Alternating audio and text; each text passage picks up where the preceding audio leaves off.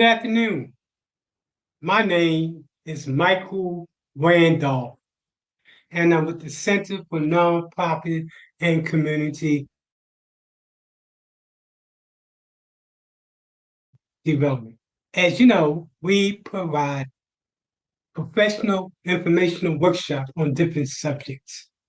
Today, we're going to be talking about where is the money related to nonprofits and nonprofit funding.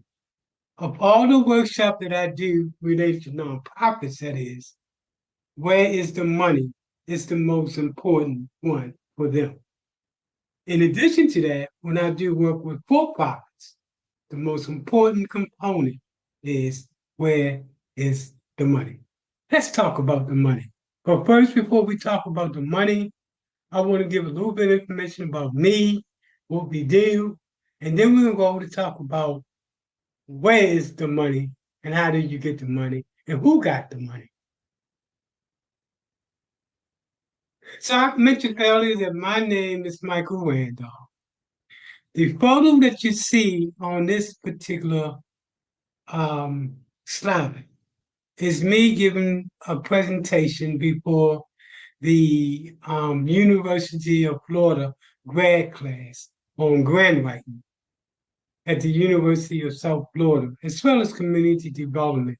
I've also had the honor of giving workshops back in the day at the Johns Hopkins University on that to their grad students on community development. So I was born in the Sandtown community of Baltimore, very poor community.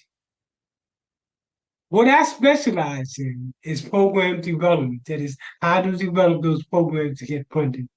So strategic and tactical planning, business development, organizational development, grant proposal, and community and economic development, just to name a few of the things.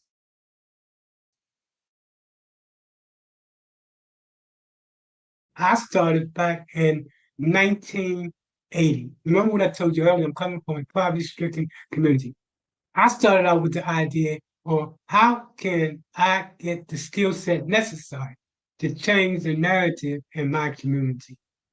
So I started as a community organizer. From there, I advanced to a community strategic planner, a program developer, and then designing comprehensive solutions to urban problems in distressed neighborhoods throughout the United States.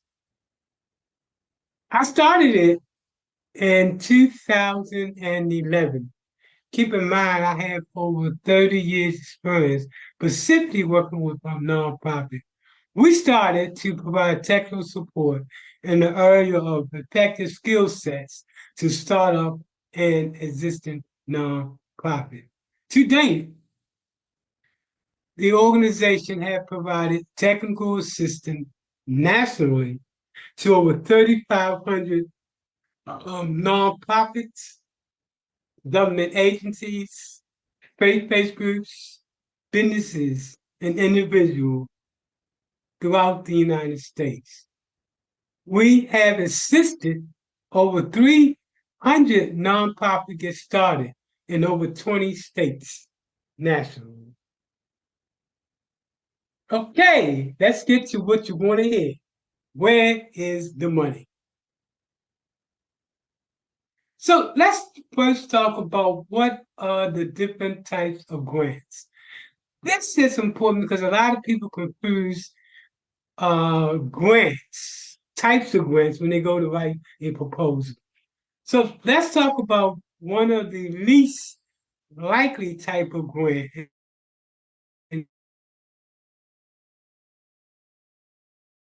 a unrestricted grant. An unrestricted grant may be used for general purposes.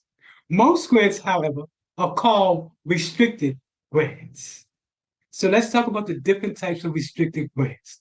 The first type is a program and project grant.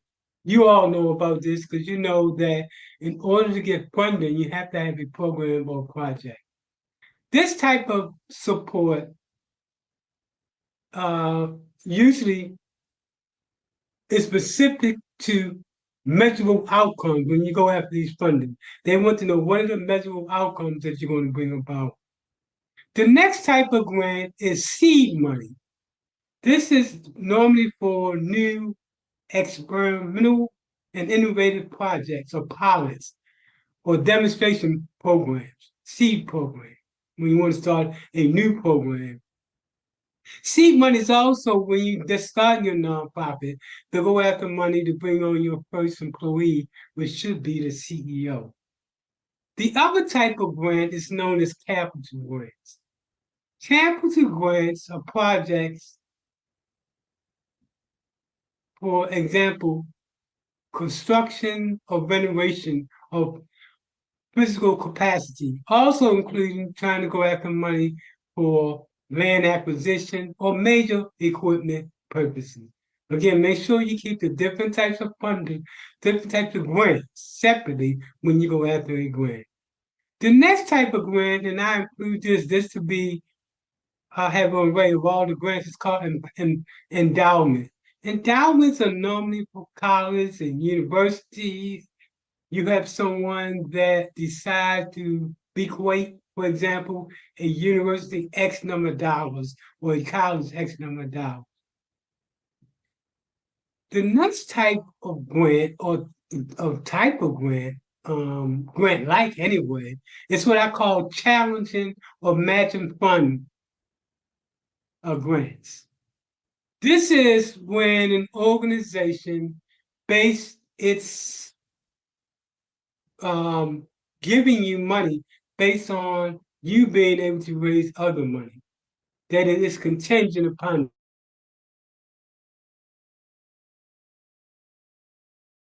a full grant for 100,000, and they say we'll give you 80,000, but it's contingent upon you being able to raise 20,000. Trust me, later on in the presentation, you're going to learn that there's a tens of thousands of foundations and corporations that fund programs.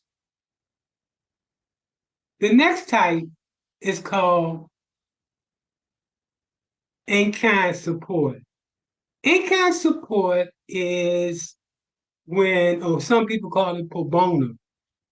It's when in-kind support is anything that you get for free that you would normally have to pay for. Let's say a person volunteered their time to your organization. That in-kind support should be placed in your in-kind support column and tells about what the value is on that. Or if you have a lawyer that's doing volunteer for your organization, what does he normally pay? Or an accountant that's normally, what does that accountant normally get paid? That's what we call in-kind support. When you're looking at your pro bono work, those that volunteer for your organization and including lay people, as regular people, as well as experts. Now, let's talk about the different types of grantors. You have your individual. This to keep you on point. We have three columns here related to grantors. We have three columns. The first column is what, no, I'm sorry, we have three columns. The first column talk about who the grantors are. The next column associated with it, that's right over next to it, is the advantages and disadvantages of going after a grant. And then the last column is the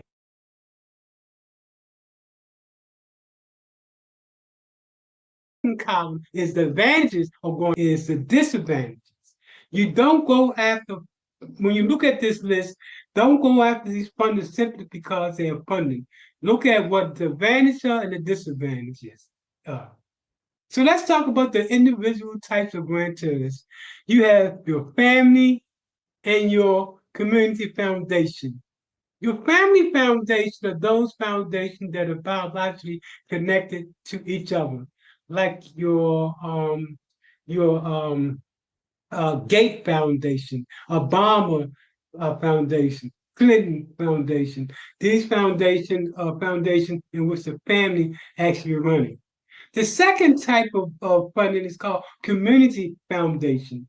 Community foundation are those foundations that fund programs in the immediate community.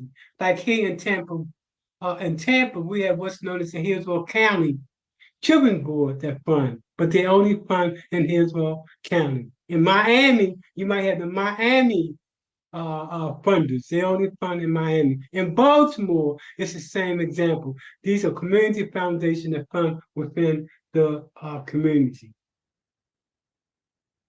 The next type is known as corporate foundations. And corporate foundations are, before I get to the corporate foundation, let me go to the very top again because I think I skipped it. And the very top is the ones that give the most money, and these are called individuals. Now, keep in mind the disadvantages and advantages of going after these funders. The individual, like you and I, are by far the greatest uh, funders. Your friends that give you money for your organization, people that you know. These are called individuals that give money, as opposed to the second type, which is the family and community foundation, and then the corporate foundation. The corporate foundation, by way of I'm showing how important they are. Corporate foundation give up to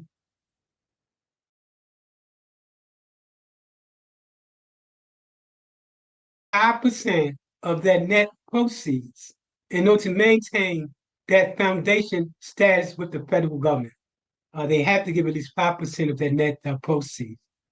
There are over, but let's get to the next one. Besides the foundation, corporate foundation, and that can be anywhere from Starbucks to Publix to Winn-Dixie, Bank of America, etc. All these are foundation, corporate organization. And they get benefits from the government, subsidies from the government, as long as 5% of their net proceeds are going towards nonprofits. The next type is called federated funding sources, like the United Way. And then the last type is what we call government funds, federal, state, county, and local. These five are the most, the hardest monies to go after. If you just getting started, probably the easiest money to go for is by way of corporate foundation. Okay, let's continue.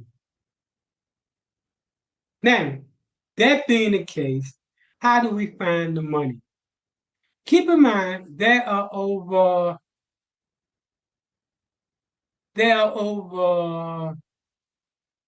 80 to 100,000 foundations and corporations that give money throughout the United States, throughout the world.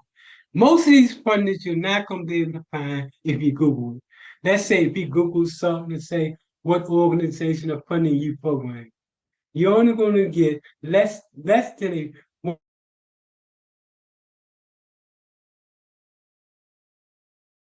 of those that are doing it. Here's another way of doing it to finding that money. Well, the first look is to look at the category of federal domestic assistance. About if you're going after federal money, this is going to let you know what money is going down the pipeline.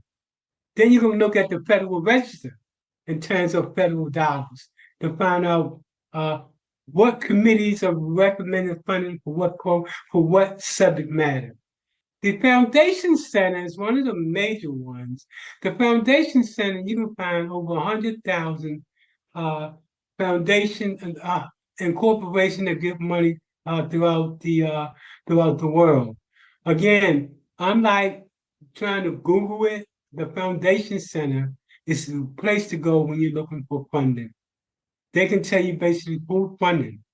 Using the Foundation Center, you just simply go in there and you say what you're looking for, youth money, where you're located, and how much money you're looking for at the very least. And it's going to give you everybody that's funding that particular subject program that you want and that amount of money that you're looking for. The next one is the federal business opportunity. You can also find grants there.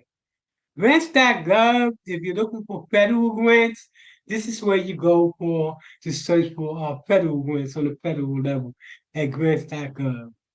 Another search mechanism is called Grant Station. They also provide ways to search for funders. There are four things that you should keep in mind when you're going after a grant. First of all, because grants are so compatible, contrary to popular belief, for every grant that you're going after, that's probably about on the low level, 50, 67 people that's going after that grant, and on a higher level,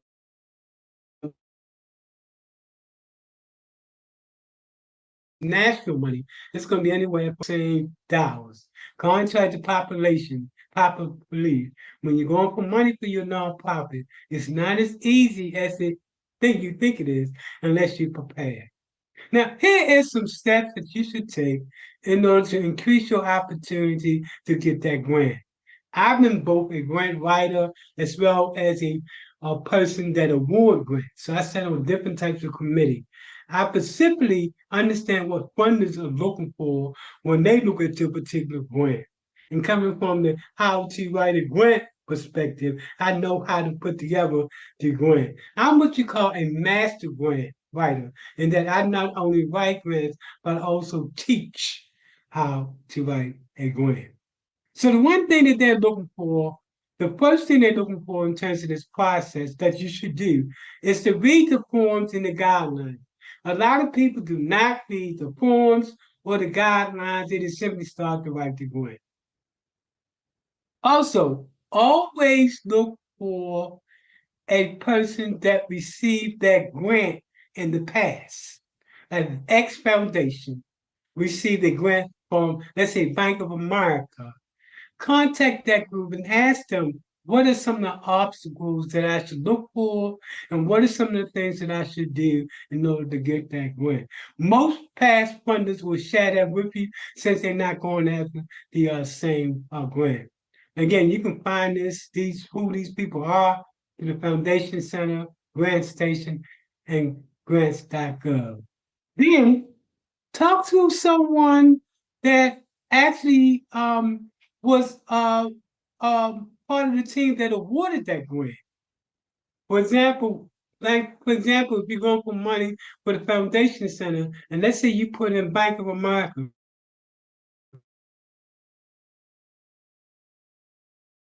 for example, the year is 2024, find out, okay, who were the people that set in on this grant? And then contact them because it's all public information and ask them, hey, what is it that you look for when you were funding this organization?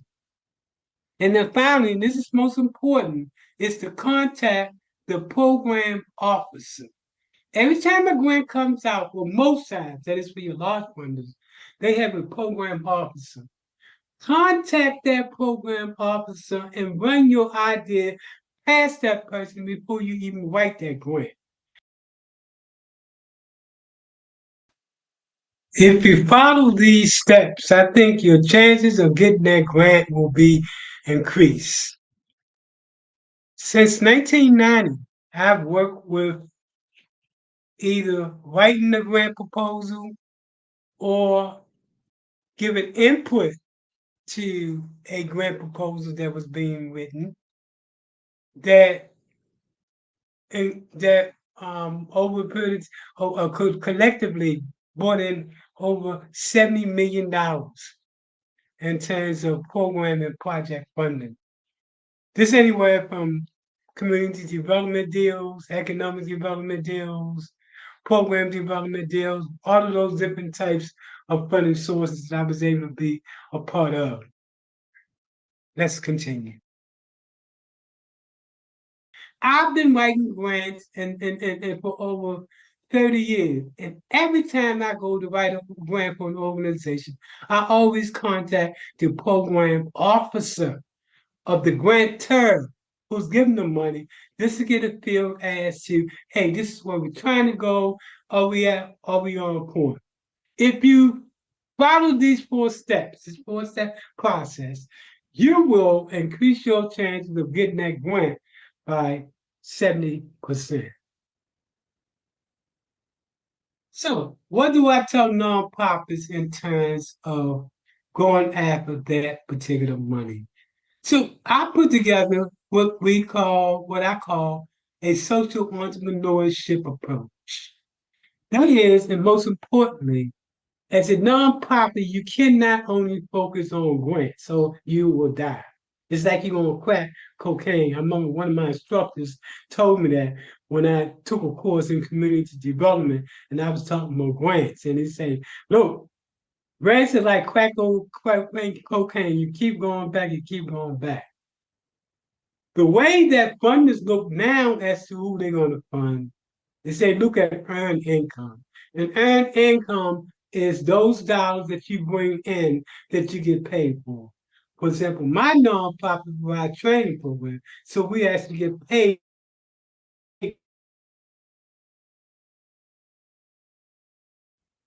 So let's talk about this social entrepreneurship and what is it? It's the ability to fund the future of nonprofits through a combination of earned income. We talked about that earlier. We'll talk a little bit more about that. Charitable contributions and public sector subsidies. Get this. The earned income is used to pursue your social objectives by simultaneously seeking both financial and social return on your investment. So let's look at this breakdown. It's broken into 4 columns. The first column is revenue, that is where you're going to get the money from. The column under that is output. What are you going to use the money for? The column that's on the next column is outcomes. The outcome is who's going to benefit. I mean, the outcome is what are going to be the results of you providing this type of service. And then finally, benefits. What are the benefits of that the funders and people that are investing in you get from this? So again, it's revenue, output, outcome, and benefit. In terms of input,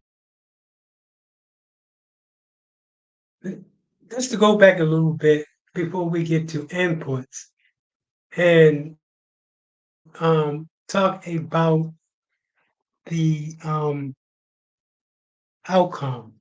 Outcome means how have you changed that person's life because of the program that you gave? What were the programmatic benefit that changed that person's life? Like a person that had no job now have a job. A person that had no skill. You have to be able to show the outcome. Okay, let's continue now to the next. And that's basically revenue that you're bringing in. You're going to be looking at, regular grants and social media fundraising. I can't overemphasize paid social media fundraising strategy. Because we just put something on Facebook and you think you're gonna get funded like that, that's not gonna happen. No, Facebook is gonna put you way under where people can't see you. But if you pay for it, it's worth it. Then they're gonna put you way at the top. The other thing is fee for services. You need to begin to think about how can you charge your clientele for the services that you provide. Funders like to see this. The fee for service doesn't have to be a lot of money. If you're working with a specifically poor clientele, it might be $5, $10. You just want to show that you're using different strategies to bring in the money. Development fees. If you are a nonprofit and you're dealing with like housing or anything of that nature, or building housing, you definitely can get a development fee for that.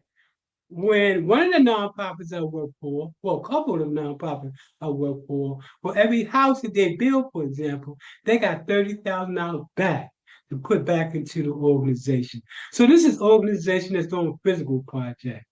And then consultant fees. Well, what do we mean by consultant fees?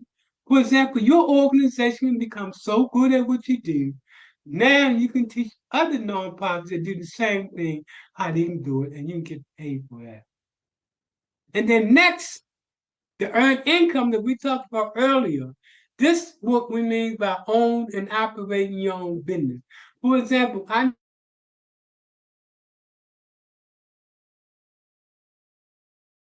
that work with youth. And what they did was to start a t-shirt shop. And they hired the youth to do it. And they was able to bring in money that way. Or ice cream shop, for example. I know the CDC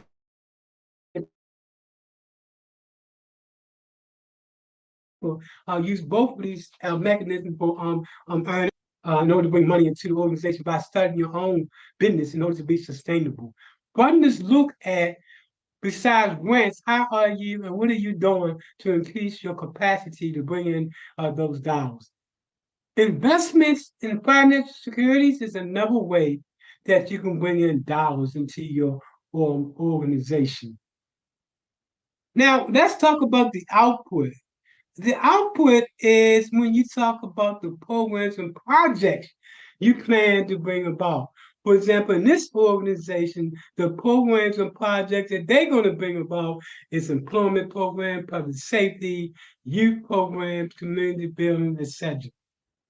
The next column is the outcome. What is the outcome of what you're doing? In this case, they're saying they're going to increase employment opportunities for people in the community, increase affordable housing, reduce crime, improve the quality of life of individuals. So the outcomes you want to emphasize what on the other side, what the outcome, the results, how you going to how the people are going to benefit from what you're doing. And then the second column is benefits, but only benefits as it relates to the funders. What are the benefits to the funders? For example, if you're doing a community development project, you're going to say the benefit is a high return on investment for grantors and funders that's bringing in money.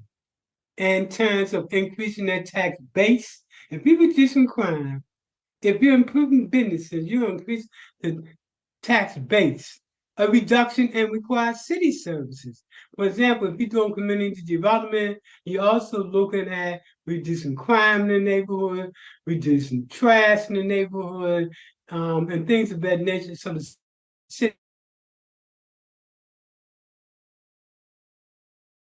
those services. Especially, for example, another financial institution, the benefit that you're going to bring to them is a well, lenders, yeah, the benefit that you're going to bring to the lenders is to reduce in their risks. Because you're improving the quality of that neighborhood, when they put money in the business, because the community is improving, then that's a less risk for them in terms of not getting their money back, especially in low and high crime neighborhoods. To investors, what you're saying to them is that when you invest in us, it's going to be an increase on your return, an increase on your investment. For example, the city government, you say to them, it's going to be an increase on your investment. We're going to definitely increase the return on those dollars by reducing all these city services, etc. That's just one example. When we got people that's invested in you, you need to make an argument that the return on that investment is going to be a high return on that investment.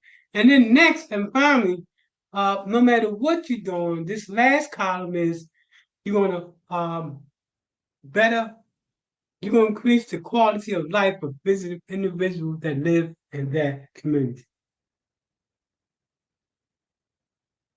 Okay, now, what is it that funders look for in terms of funding you? The first section talks about where the money is and give you some ideas on how to go for that money. Now we're going to talk about, because like I said earlier, I have an experience in terms of actually sitting at the table a uh, as a individual group that was brought together to help evaluate grant proposals that was coming from different sources. And I sat on the table so I understand what the funders are thinking like. And from my takeaways from all of that experience is here's what funders are looking.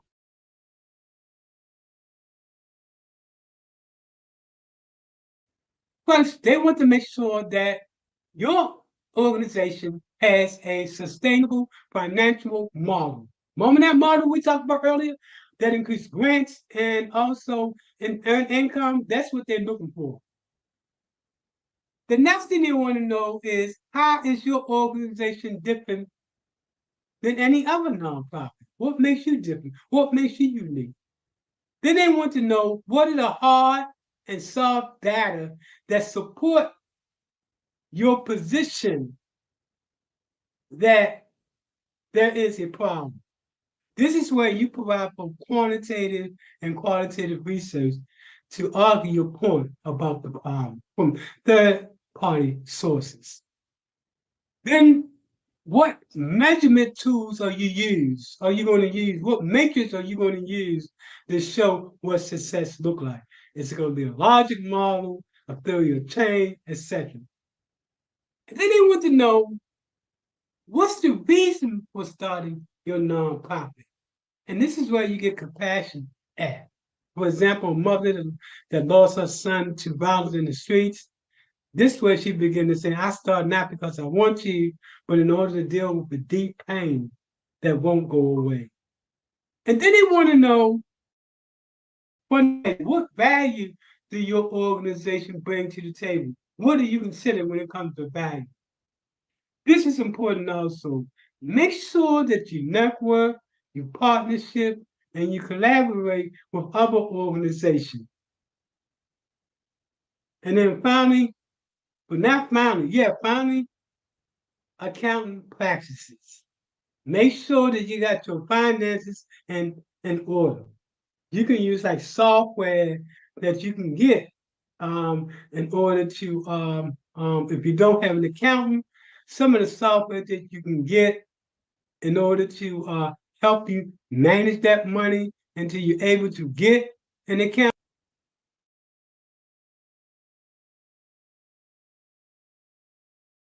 It's like QuickBook and those other financial tools that you can use to make sure that you can count for every cent that come in your organization. Who gave it, why they gave it, and how it was spent.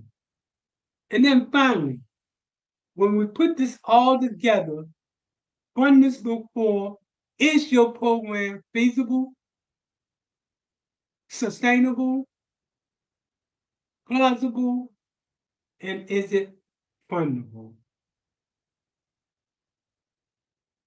So our next presentation is going to talk about how to create a fundable program. We're going to break down what are the different components of a program related to goals, objectives, practice, outcome, input, impact, all that stuff on our next presentation. If you want to reach us, you have the numbers here. In addition to that, on YouTube, LinkedIn, and Facebook, please do so. In fact, hook up with us because you can then get alerts on what is the next program that we're going to be doing. If you are nonprofits that's struggling to try to bring in money for your nonprofit, and you're trying to find a funding mechanism that actually brings in the dollar, especially to those nonprofits that are mom and pops, and they are making it basically by donations. They're not really getting any funding or anything of that nature, but they're doing the hard work that's necessary.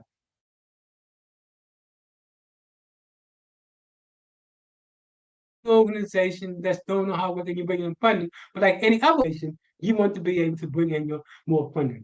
Normally, when an organization hook up with us, even a big organization, we able to get them anywhere from 2 to 3 times the amount of funding that they was getting prior to hooking up with us.